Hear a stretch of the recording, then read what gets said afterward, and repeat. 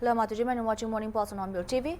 Petrol and diesel prices in India remained unchanged on Friday, March 27, despite the excise duty cut decision by the government. The central government, in an order Thursday, cut the special additional excise duties on diesel and petrol to ₹3 per litre and 0 respectively. On government slashing excise duty on petrol and diesel, Union MOS, the Blink was there. Ravneet Singh Bidu said that the NDA government and PM Modi are always standing with the people of the nation. The opposition leaders have never been able to understand PM Modi, but the nation knows that PM Modi always stands with them during these tough times, he said. बहुत मैं समझता हूँ यही बात है। आपने सबने picture तो देखी है धुरंधर सेकंड, और मोदी जी और एनडीए गवर्नमेंट हमेशा लोगों के साथ है। आज यही वो सीढ़ियाँ हैं ना जहाँ पे आपके सबसे जो रोज माइक पे सरेंडर, भाग गए, भगौड़े, आज सबसे बड़ी राहत जो बाकी देश कहीं पे यूनिवर्सिटी बंद कर रहे हैं, कहीं पे स्कूल बंद कर रहे हैं, कहीं रेट बढ़ा रहे हैं, और यहाँ क्या हो रहा है इस देश में? डीजल, पेट्रोल सब कुछ सस्ता हो रहा है। तब मोदी जी को सबसे अलग बनाता है। और जिस प्रेसिडेंट की बात करते थे वो भी लगातार तारीफ पे तारीफ किए जा रहे हैं। तो इसलिए मतलब ये मोदी जी को ऑपोजिशन वाले आज तक समझ ही नहीं पाए, पर देश समझता उन्हें भी। जब मुश्किल घड़ी आई तो जब परिवार का जो एक परिवार का फैमिली का बड़ा होता है ना, उस तरह हमेशा इस देश के हर परिवार के बड़े होने का फर्ज जो निभाया है नरेंद्र मोदी ने निभाया है। तो आज भी वही सुबह सुबह सबको खुशखबरी दी है, बिल्कुल किसी को तकलीफ नहीं आने देंगे। बिल्कुल आज यहाँ तक वो हर चीफ मिनिस्टर से बात कर रहे हैं भी कोई भी भाई कोई अफवाह लाता है, कोई जमाबंदी करता है तो उस पर भी ध्यान रखिए। तो आज मेरी ख्याल से जो ऑयल कंपनीज हैं उनके लिए भी बहुत बड़ी रिलीफ है। और जहाँ तक हम जैसे आप सब लोग हैं जो गाड़ियाँ, स्कूटर, हर चीज़, और आगे अभी कटाई की फसल शुरू होने वाली है हमारे पंजाब तो सब ये नॉर्थ इंडिया में, तो उसके लिए ये कितना बड़ा सुखद यही फायदा होता है ना। एमएसपी की बात करते हैं, यही चीज़ें सब चीज़ें अगर ऐड कर लो तो कहाँ जाती है, कहाँ किसान की जेब में कितना पैसा बचेगा। और ये मैं समझता हूँ नरेंद्र मोदी जी सोच सकते हैं। मैंने जैसे कहा भी ऑपोजिशन वाले सिर्फ वो भी मजबूरी है, अगर घर जाते होंगे उनके भी बच्चे, मैं जिम्मेदारी से कहता हूं जब मैं ऑपोजिशन में था तो मेरे परिवार जहाँ बाकी फैमिली भी हंसती थी भी यार ये राहुल गांधी क्या बयान देता है, सारी लोग सब बच्चे हमें मोदी जी कहते हैं, देश का अच्छा कर रहे हैं। उसी तरीके से मोदी जी बार बार इस देश की दबार, देश को बार बार उनके साथ खड़े होने का, पर कितनी बार आप ये सवाल भी करोगे उनसे, वो तो भाई हर परिवार का हिस्सा हो चुके हैं आज के बाद। रवनीत जी एक सवाल और, क्योंकि आप नरेंद्र मोदी जी की बात करी आपने, तो पवन खेड़ा जी कह रहे हैं कि असम में जो चुनाव है वो बीजेपी कांग्रेस के बीच में नहीं है, वो डरपोक और निडर कांग्रेस के बीच में है। प्रधानमंत्री अब तक असम इसलिए नहीं आए, उन्हें डर है कि चुनाव वो हार जाएंगे। देखो पवन खेड़ा जी, मैं ये बड़ी आदर से कहना चाहता हूँ, पवन खेड़ा जी और मोदी जी, पवन खेड़ा जी कभी वो इलेक्शन की बात कर रहे हैं, कभी पंचायत मेंबर की इलेक्शन लड़ी है उन्होंने, काउंसलर की कोई इलेक्शन लड़ी है उन्होंने?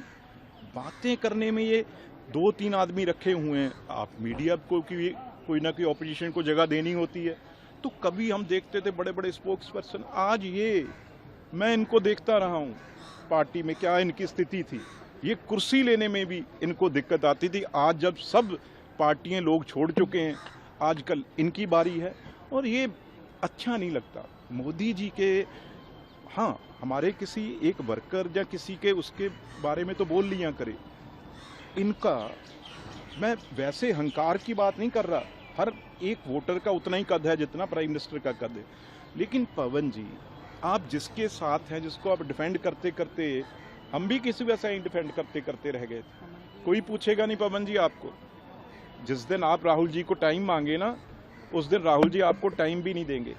आप यहाँ असम की बात रिकॉर्ड तोड़ आपके प्रेसिडेंट भाग गए। किसी स्टेट में ऐसा हुआ? ये कह रहे कांग्रेस जीत रही है। आपके सिटिंग एमपी 2 बार के, उनको संभाल के रखना था पवन जी। मणिकांत टैगोर जी पर एक सवाल है मेरा, क्योंकि कल किरण जी ने उनको बोला है कि वो अनपार्लियामेंट्री प्रेस मिनिस्टर है, पर्सनल अटैक करते हैं एलओपी पे। आपको क्या लगता है, क्योंकि किरण जी कह रहे थे एलओपी बहुत सीरियस नहीं है, एलओपी है, प्रियंका गांधी बेटर पार्लियामेंटेरियन है। वो तो भाई आप टाइम से देख लीजिए, जो जितना पार्लियामेंट में टाइम देगा उतना ही वो सीरियस होगा, उतना ही बड़ा होगा। औहदे से बड़ा होना अलग बात है, लेकिन पार्लियामेंट में जिसके लिए आप बने हो, अगर वहां टाइम नहीं देते फिर किस बात के आप किस चीज के एलओपी हैं भाई। इसलिए जो किरण जी ने कहा वो सही कहा। मेरा Chennai District Election Officer and Greater Chennai Corporation Commissioner J. Kumra Kurupar on Friday said political parties and individuals should obtain prior permission through the Suvita portal at least 48 hours in advance to conduct campaign-related events, including those in private venues such as hotels. Speaking to reporters, he clarified that while there was no outright prohibition on holding political events in private spaces, organizers were advised to seek approval to avoid any suspicion of inducement, including the distribution of tokens or materials. Today we are about to move for 8 constituencies. We have 16 constituencies in Chennai. Now the vehicles are ready for moving to respective constituencies. In each constituency, the RO has to maintain a strong room, he said. Today we are about to move for 8 constituencies. We have 16 constituencies in Chennai. Of that 8 constituencies, the ballot unit, control unit and VVPAT is proposed to move today. And one constituency, Egmore, already we have moved the vehicles. The remaining is loading now. So we have taken randomization survey before the political parties 3 days before. So based on the survey report, based on the randomization report, it has been sent to the warehouse, central warehouse today here. And our officials have done the sorting last 3-4 days based on the QR coding, scanning, everything. Now the vehicles are ready for moving to the respective constituencies. In each constituency, the RO has to maintain a strong room. So this vehicle will go to the respective strong room location. There the RO will unload these machines and put them in the strong room in a safe custody. Again, it will be sealed before the political parties. It will be kept in a safe custody till the date before, one day before the polling. Again, they will open it and move the vehicles to the respective polling stations.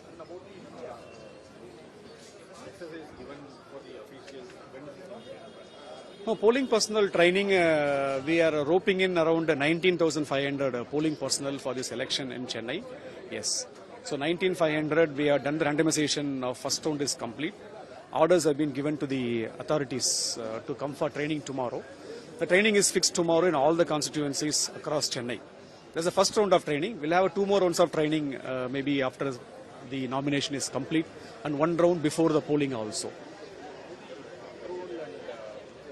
For the campaigners, for the political parties, what all things? We have come to know that Vijay's election campaign is being stopped. They don't know about it. No, we haven't stopped anybody's campaign. See, there is a process. We have today also we are giving a press release because there is some confusion that just by giving a normal application, a white paper or a letter pad, the permission comes to a table. It's not so. There is a ECI portal called Suvita portal. They have to apply in the portal with all the respective departments. No objection has to be sought. Then the RO has to give permission for the campaign or road show, or it's a public rally, or it's a procession, or it's a stage-based any lecturing kind of thing. So we have told them also. They approached us and we have told our ROs to intimate them that there's a portal available. They are also applied in a few locations, got the permission. This also we conveyed about the process to them. They are think. Speaking about the diplomatic parleys on a possible peace settlement on the US-Israel-Iran row and how Islamabad may play broken between the two sides, former Indian ambassador to Iran Dinkar P. Srivastava said that he believes that Iran does not implicitly trust Pakistan as it has been crossing up to the US recently. The US proposal has been rejected by Iran, which described them as containing maximal demands. The US has not won the war, it is a stalemate. And if it's a stalemate, you cannot expect to impose your terms. The former envoy said Iran could not have forgotten that in June last year, when it was under Israeli attack, General Asim Munir was having lunch at the White House. So they clearly know that Pakistan is not an honest broker, the former envoy further said. The US proposal has been rejected by Iran, which described them as containing maximal demands. The US has not won the war. It is a stalemate. And if it's a stalemate, you cannot expect to impose your terms. So the peace proposal included conditions like dismantling all the Iranian nuclear facilities, the missile program, which missile program was never part of the deal earlier also, and especially after the war. This is the second war which is going on. That's the only Iran's only defense. So Iran will never agree to that. US also chose the wrong messenger, because Iran does not trust Pakistan. Pakistan, of course, likes to thrust itself forward as a mediatory, claiming relations with Muslim countries. But Iran could not have forgotten that in June last year, when it was under Israeli attack, General Asim Munir was having lunch at White House. So they clearly know that Pakistan is not an honest broker. So also, how do you look at the statements that are coming from the USA saying that Iran is desperate to have a deal and that they are seeking an exit ramp? This is a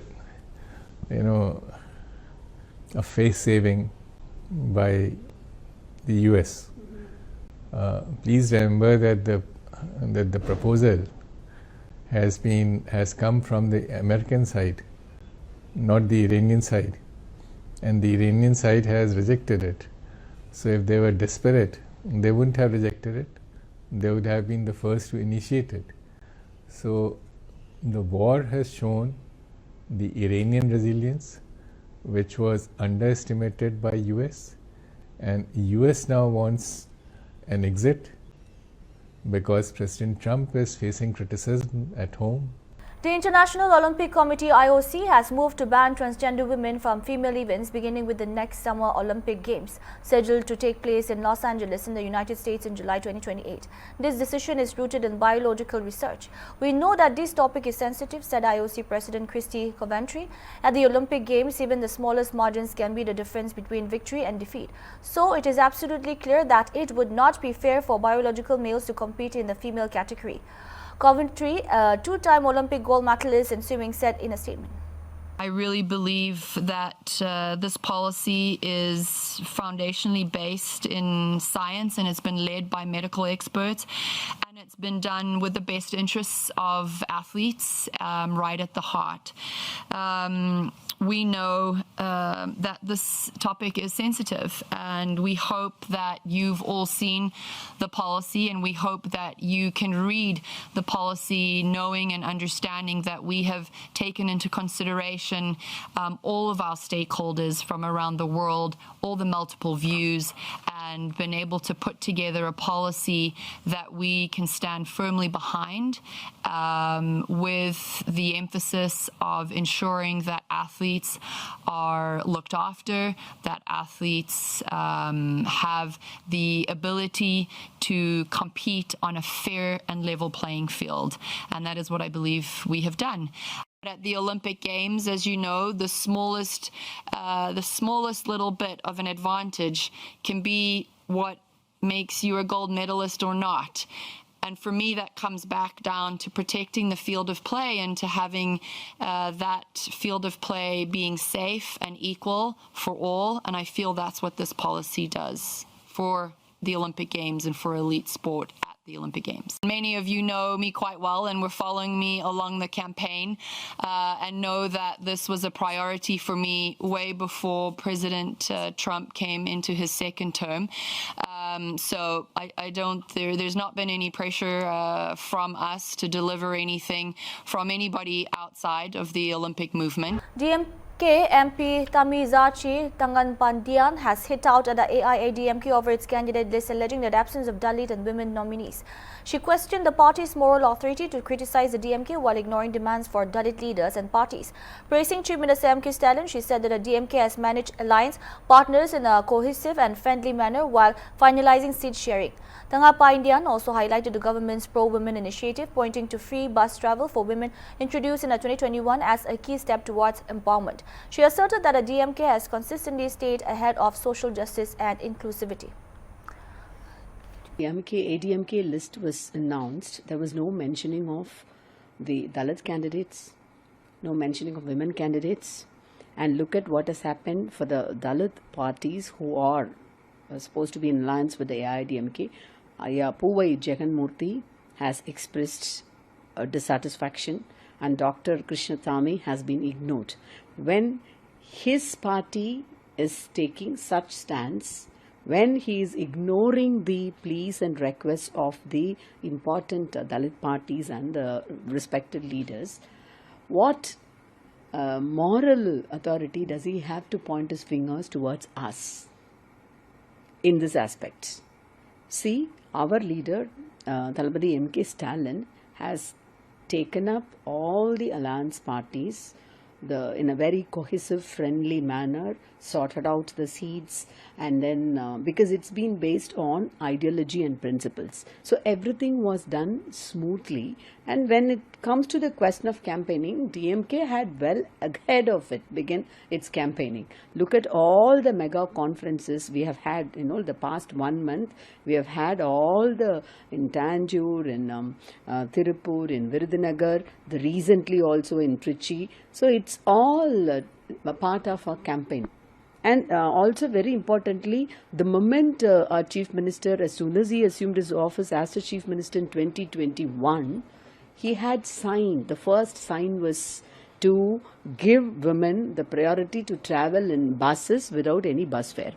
So that moment itself, the next campaigning has started for this election. So DMK always is and will be ahead of everyone, all the other parties, be it campaigning or in doing welfare measures for in Tamil Nadu. Congress leader Pawan Khera has criticized the centre over the excise duty cut on petrol and diesel, calling it misleading. He said reductions applies to special additional excise duty, which he termed unnecessary, arguing that the government is only rolling back what it had earlier imposed. Khera claimed that move does not ease the burden on consumers, asserting that people will continue to pay the same price as before. He also alleged the centre has increased excise duty on fuel 12 times over the past 11 years. पहले 13 रुपए थी, अब diesel 0। किसके लिए कम किया? क्या मेरे और आपके लिए कम किया? क्या अभी मैं और आप अगर यहां से निकल के अपनी गाड़ी लेके पेट्रोल भराने जाएंगे तो क्या कम पैसे देंगे? हम तो उतने ही देंगे ना जितने दे रहे थे। तो ये एहसान किस पर लाद रहे हैं साहब? हमने कम कर दिया।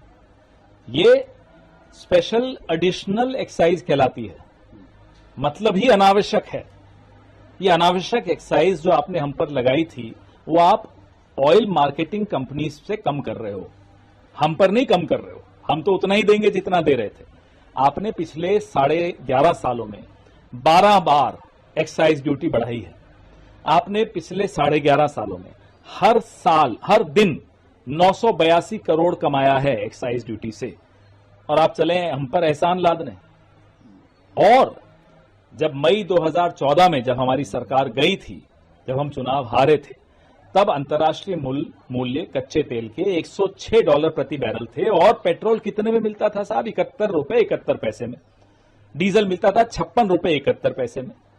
आज अंतर्राष्ट्रीय मूल्य $70 प्रति बैरल है, लगभग आधा मान लीजिए, लेकिन पेट्रोल आप दे रहे हैं 94-95 रुपए में ले रहे हैं। तो ये सब उसी कमाल की एक्साइज ड्यूटी है जो इन लोगों ने हम पर डाली है।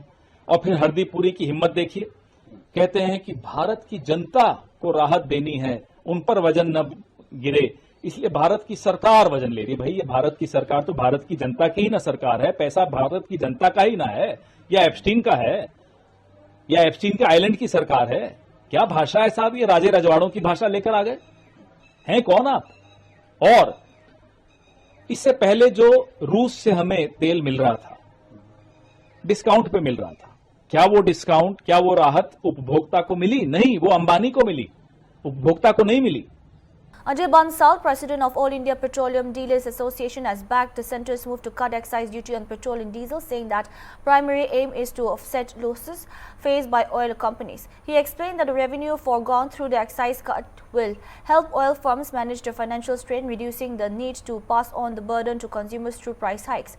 Bansal added that while the relief may not be direct, it ultimately benefits the common man by stabilizing fuel prices. देखिए जो हमारा इसमें अभी एक्साइज के अंदर राहत दी गई है और घटाया गया है सरकार द्वारा, केंद्र सरकार द्वारा, उसका असली मकसद जो है ऑयल कंपनीज के अंदर जो हो रहा है घाटा वो पूरा करना है, क्योंकि एक्साइज एक ऐसी चीज़ है जो रिकवरी करनी होती है पब्लिक से।